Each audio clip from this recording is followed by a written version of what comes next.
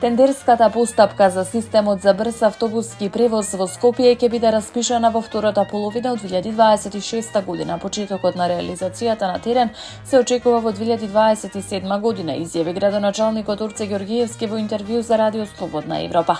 Според Ѓоргиевски, по 3-месечна постапка е одблокиран процесот со Европска банка за обнова и развој, со што се создадени и услови проектот повторно да се активира. Тој посочи дека БРТ е наследен од претходната администрација, но најави негова ревизија и можно проширување.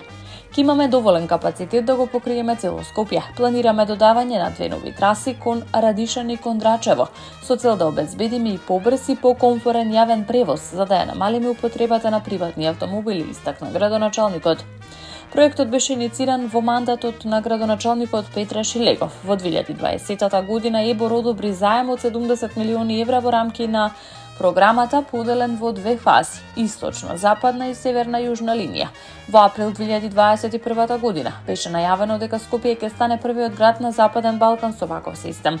Проектот предвидуваше 2 главни линии – од Ѓорче Петров до Ново Лисиче и од Бутел до Киселавода, со вкупно 41 станица, одвоени коловозни ленти и оперативна брзина до 50 км/час. По локалните избори во 2021 година администрацијата предводена од Данила Арсовска го стопираше проектот, наведувајќи технички и правни недоследности. Со најновата најава за распишување тендер во 2026 БРТ повторно станува актуелна тема во градската инфраструктурна политика.